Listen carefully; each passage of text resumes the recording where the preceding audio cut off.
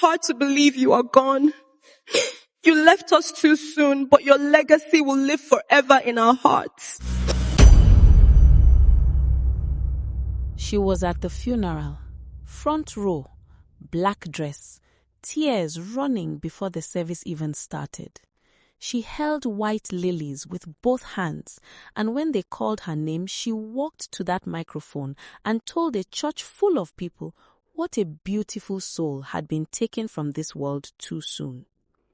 She spoke about love, about sisterhood, about how empty the apartment they once shared would always feel. Every single person in that church believed her. Every single person, except the one in the coffin. Because the woman giving that speech was the reason there was a funeral in the first place. She did not drive the bus, she did not touch anyone with her hands, but she spent months quietly dismantling her best friend's life, brick by brick, lie by lie, smile by smile, so carefully that when it was over, she was the one receiving condolences. Today I am going to tell you the story the funeral never told.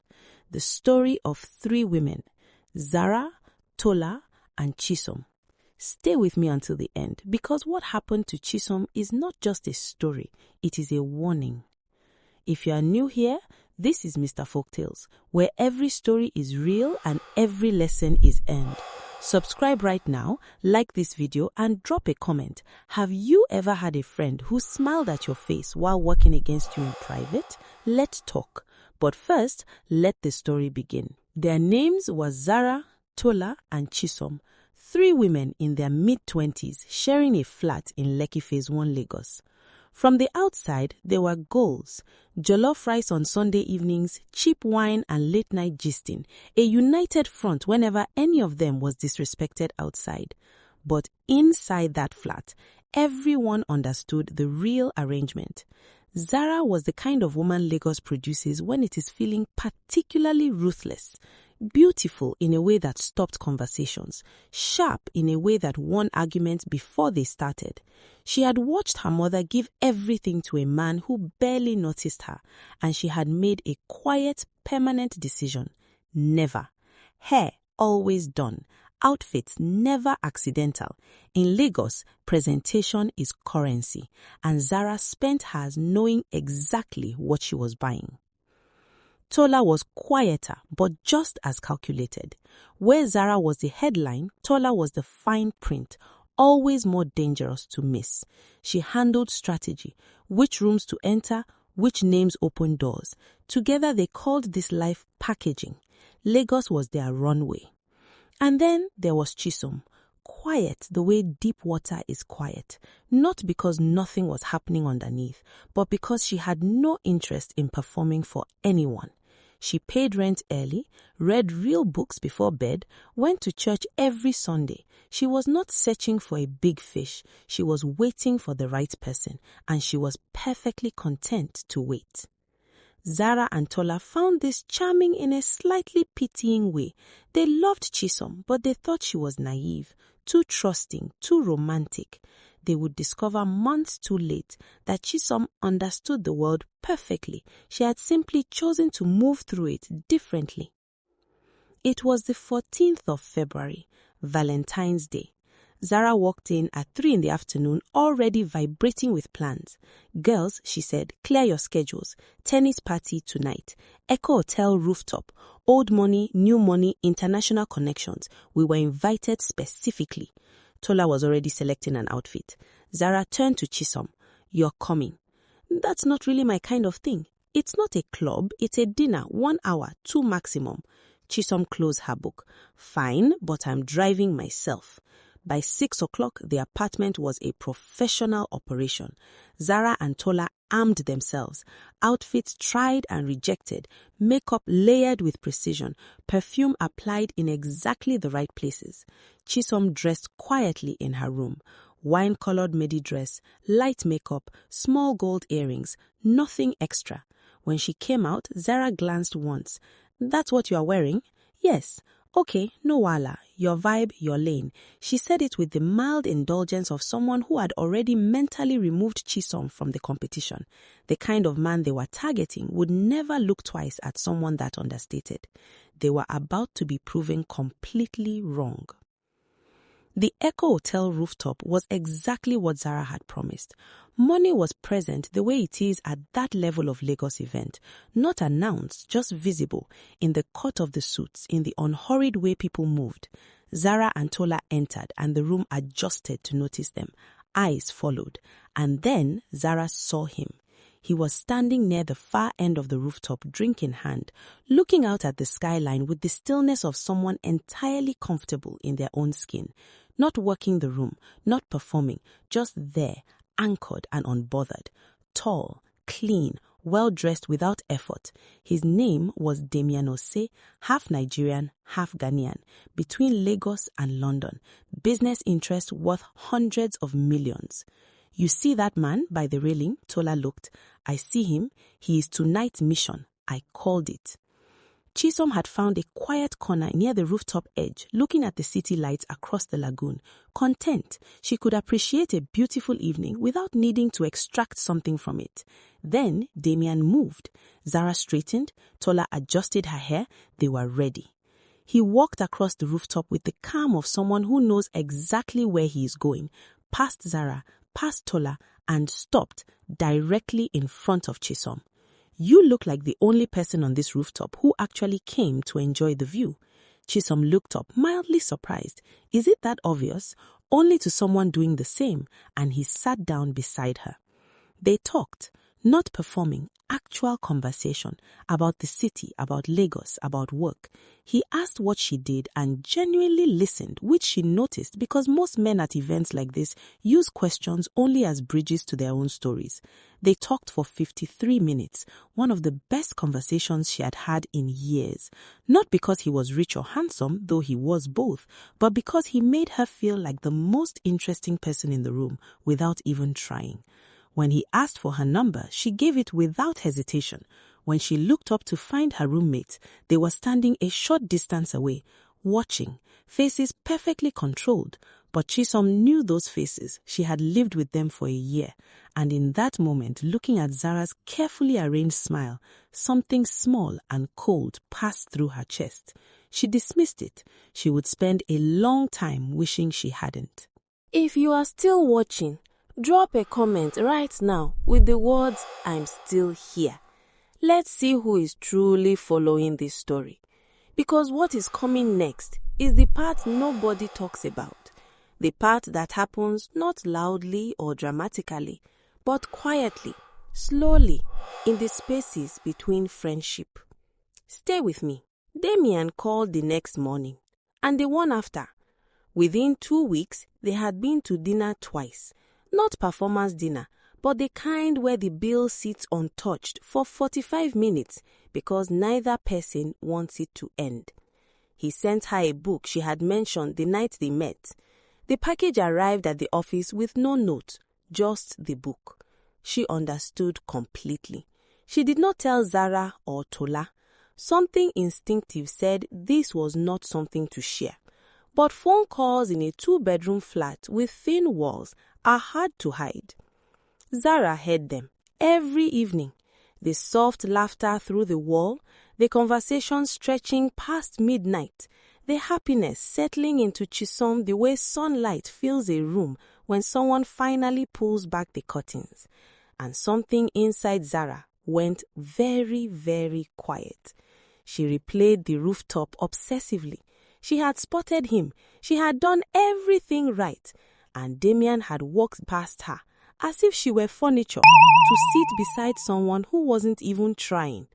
That wound, being overlooked in favor of someone who wasn't even competing, was one Zara did not know how to carry gracefully. So, she turned it into a project. In the 3rd week, it started casually.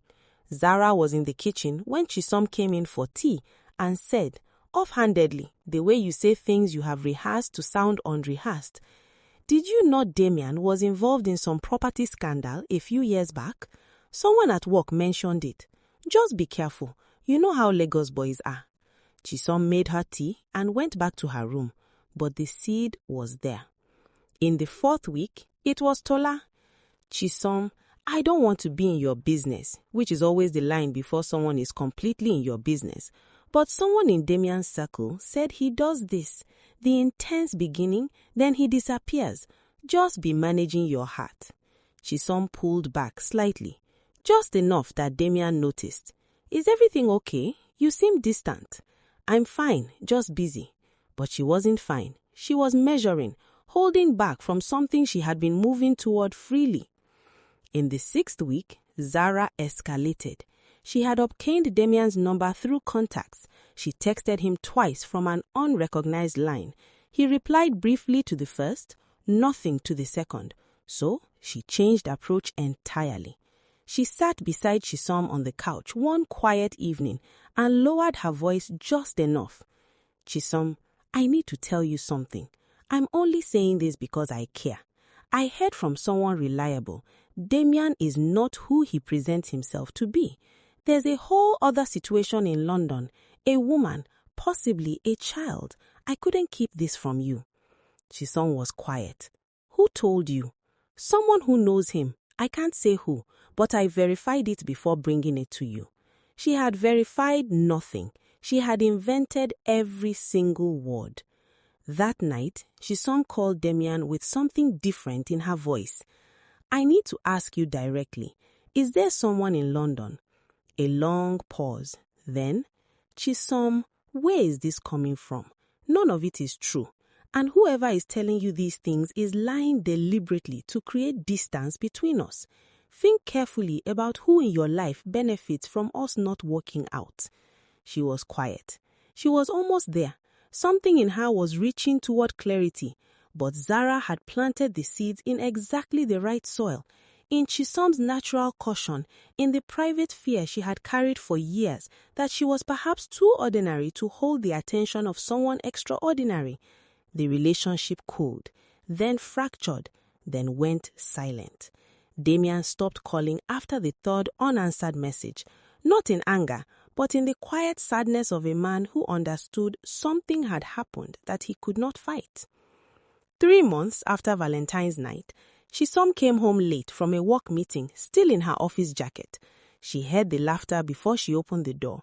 She knew that laugh, Zara's performance laugh, the higher, lighter, more constructed version reserved for men she was interested in. She stood in the hallway telling herself she was imagining things. Then she heard the name, Damian. Zara was on the couch, phone at her ear, laughing at something Damian had said. Chisom pushed the door open fully. The laughter stopped.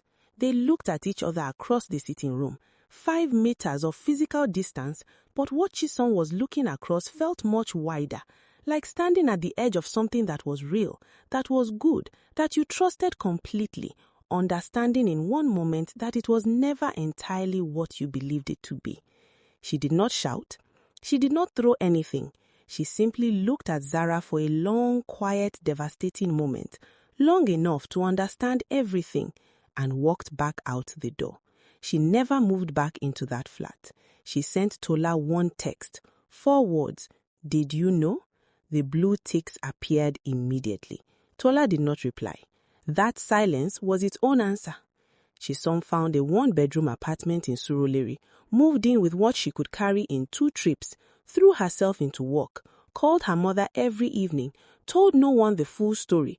She didn't know how to explain it in a way that didn't sound like something people would struggle to believe.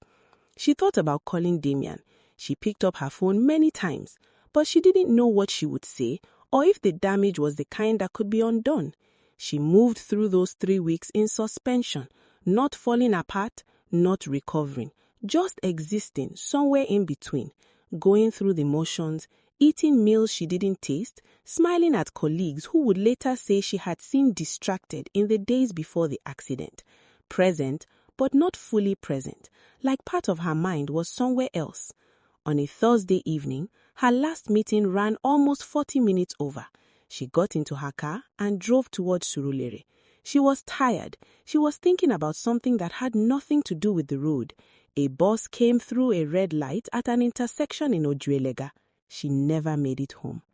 The funeral was on a Saturday morning.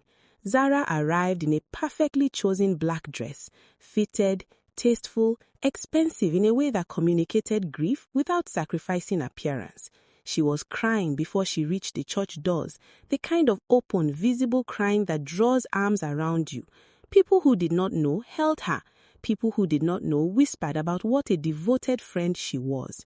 She walked to the microphone and spoke about Chisom's gentleness, her patience, the generous way she had of seeing the best in people even when they didn't deserve it. She said Chisom was her sister, not by blood, but by choice. People wept. Tola sat 3 rows behind and did not cry. She stared at the coffin from the moment she sat down and did not look away. When the service ended, she went home, sat in the dark and did not sleep that night or the next one. Because Tola knew, not everything, not from the start, but she had pieced it together. The borrowed number, the timed conversations, the doubts always dropped just after Chisom said something positive about Damien. She had told herself it would blow over. She had not intervened. And when Chisom's message came, did you know, she had chosen silence, and now Chisom was in a box. She and Zara still lived in the same flat, moved through the same rooms, but the space between them had become unnavigable. They filled it with noise, the television, the radio, anything that was not conversation. They had been 3 women sharing a home in Lekki Phase 1. Now they were 2 strangers living in the ruin of what they had destroyed. So, that is the story. Not the version told at the funeral, the real version. Zara did not drive the bus. In a court of law, she bears no responsibility for what happened on that Thursday evening. But she drove Chisom out of a home she had built. She drove her away from the first man who genuinely saw her and chose her, without a game, without packaging, without strategy. She planted the isolation. She watered it with lies. She called it love. And when the consequences arrived, she cried the loudest and received the most comfort. And here is what I need you to carry when this is over. Zara is not rare. She is in friendship groups and workplaces and families all over this world right now. She is the person who loves you in public and works against you in private, who builds you up in front of others to secure your access to you, who is the first to arrive at your lowest moment, and who has been quietly managing the story of your life in ways that serve her and slowly diminish you. And the hardest truth is this: people like Zara genuinely do not believe they are villains. They have justifications, reframings. They convince themselves they deserve Damien more, that Chisom wasn't serious about him, that everyone plays the game. They are wrong, but they will not know it, not fully, not honestly, until it is far too late. Look around your life. Look carefully. Notice who smiles at your wins a little too slowly, who plants doubts and then disappears before being connected to them, who makes your lowest points last a little longer than they need to. See it clearly before it costs you what Chisom cost. Because she saw it too. She felt that cold thing move through her in the rooftop. She knew. She just dismissed it. She's already gone. If this story found something real in you, do not scroll past this moment. Share it with someone who has a Zara in their life, someone who needs to see this before it costs them. Subscribe to Mr. Folktales, like this video, and leave me one word in the comments. Just one